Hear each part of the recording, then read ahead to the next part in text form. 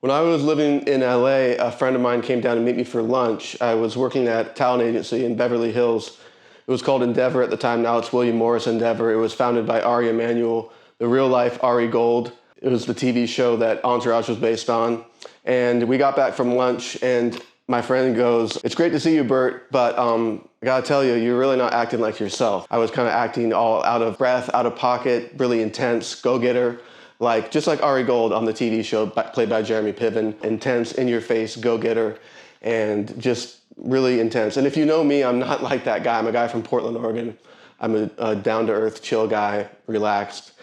And he goes, "Yeah, you're not acting like yourself. I don't really recognize you." I go, okay. And I said, "Okay, I'll see you later." After I came down from being on the defensive and the sting and the hurt and the defensiveness went away, I realized that my buddy was right. My friend that knew me from back home realized that the place that I was living in, Los Angeles, was changing me and changing how I presented myself to the world and how I was acting and who I was and who I was becoming. And that's what I want to stress to you guys. Your relationship with your city can affect who you are, who you become, how you act, how you live your life, how you present yourself to the world. And so it can affect your relationship with yourself. And I realized myself, I had to take a hard look at my relationship with Los Angeles. And I realized that even though I felt like I loved Los Angeles, I realized that maybe Los Angeles didn't love me. Some of the things that I loved to do before, some of the things that I felt like were a real part of me before I moved to Los Angeles, part of my daily life and really a part of who made me who I am, I stopped doing once I moved to Los Angeles, which is really hard to admit. Music fell by the wayside. I often say to myself, without music, I wouldn't be who I am. I can't imagine life without music. My favorite philosopher, Friedrich Nietzsche, said that without music, life would be a mistake. And I feel that way too. I used to play gigs all the time. I used to play solo gigs. I played in the band since I was 16. I have always played music. I love music. I listen to it all the time. I always have music on. What's horrible is really hard to admit, but I never played one gig live. I never played one show in a band. I never played one gig in my 13 years in Los Angeles. I never played one gig. That's crazy for me to say that.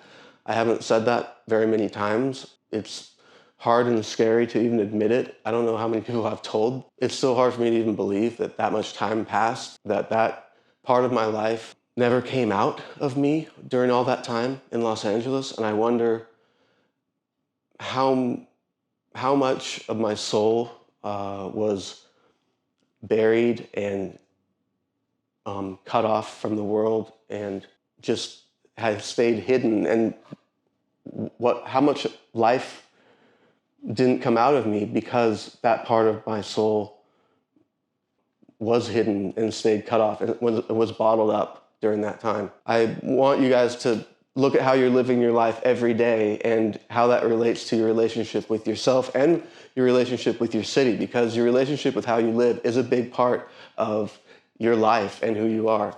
How you live your life every day is really important. Days and months and years can pass by. That's the stuff that our lives are made of. If you're putting off, living your ideal life to a later date where you're going to meet some goal and you say, okay, I'm going to wait to live my ideal life until next year and when I get this certain job promotion, or I can move into this certain neighborhood, or I can get this certain kind of apartment, or a certain kind of girlfriend, or a certain kind of body, or a certain kind of whatever, and you're not living your life, every day when you wake up the way you want to, that's something to think about and something to consider. What does your commute look like? Are you spending 2 hours on a freeway to commute every day, rather than maybe a nice peaceful walk where you stop and get a coffee and talk to your local coffee merchant about the beans that he just roasted himself? Or are you putting that off till next year or 5 years down the road? Because on bestplaces.net, you can check out how long it takes you to commute. So if you're spending 2 hours to commute every day, and maybe you only plan to do that horrible commute for maybe a month or 2 or 6 months until you got that better job, or you were able to save enough money to get a better apartment that's closer to where you work. But now it's turned into 6 months or 2 years that you've been doing this, or maybe 5 years, and time has passed and now it's just a part of your life. I want you to reevaluate that and check out where you are and say, maybe it's time I put an end to that and I want to start living the life that I've always dreamed about or that I deserve. I want to live that life right now. I know that there's a place that you can live every day the way that you want to live, where you wake up, make a pour over coffee peacefully to yourself, take a 20-minute bike ride to work rather than rushing to get into your car and buy a $6 Starbucks that tastes burnt and then spend 2 hours in your car. Which one do you want? And if you do like how you're living, if you do want to do a 2-hour commute, if that's the way that you want to spend your time, that's cool. But I just want you to be mindful of how you're living your life and not put off things for later. The special moments in life are the ones that we don't realize are special at the time. We're going to look back and we're going to be like, oh, those were the special moments. We don't realize that they're special when we're having them. The special moments are right now. That's what I want to impress upon you. They're right now. You're living them right now. These are the special moments. And these are the times that make up our lives right now. Go to bestplaces.net and find the city that is going to love you back. That's the key right here. Find the city that's going to love you back. Think about your relationship with where you're living and make sure that all the love and energy and passion that you give for your life is being bounced right back to you by your city and where you live.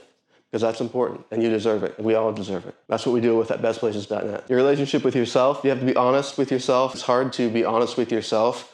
And that was a little kick in the butt. It was a nudge from a friend. It was hard and scary to take that criticism from my friend and be honest with myself, eventually be honest with myself, to be able to accept that criticism from my friend. Once we're able to be honest with ourselves and accept that reality, how we're living, and maybe the hard facts is that, what we thought was a good fit for us, and maybe the effort that we were putting forth and the effort that we were putting into something was down the wrong path, or a path that we didn't want to continue going down. So if you want to change your path, there's nothing wrong with that. That's a powerful thing to do.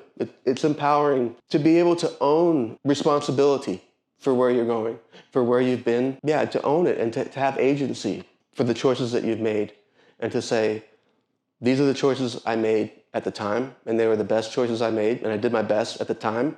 And now, having some experience, I want to change my path right now. I want to make some different choices, and I want to go a different direction.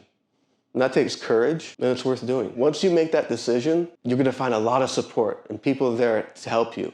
And there's a quote that someone said, is once you make that decision, the universe conspires to help you reach that goal. You're gonna find things working to align, to help you. You're gonna find unknown allies and people coming out of the woodwork and resources and stuff like that. And that's not woo-woo. A quote that I didn't really understand at the time, Mr. Rogers, Fred Rogers, he said when there was a tragedy, he would ask his mom, what do I do? What do I do when there's a tragedy and something bad happened?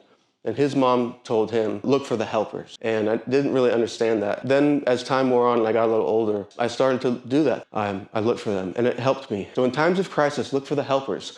And in times of crisis and judgment, when you're reevaluating your life, you will find helpers and stuff like that. And one of those helpers is the folks at bestplaces.net. That's us. We've been doing it for 25 years. We have all the data, all the resources. We've been doing it. And there's a place for you to find that you're gonna love. If you are in a relationship, for example, like with LA, like I was in, I was loving Los Angeles, but Los Angeles really wasn't loving me back. And maybe I should have played music out, live. I should have maybe given LA a better chance and played music live, but I didn't, and that's pretty sad. Yeah, I got my guitar right here. My acoustic. I play like, country music and stuff like that. My dad played country. That's how I met my mom. But I'm working on Alan Jackson's song right now. And Sophia, our social media person, said to be vulnerable. So she looked me in the eye and said, it's over. I can't take this heartache anymore. She said, don't tell me lies and try to please me. I've heard it all so many times before. Then I took her by the arm and said, don't leave me. There's nothing in this world I wouldn't do. Just give me time, I'll be the man you've needed. She said, I wish that I could take that for the truth. And I said, someday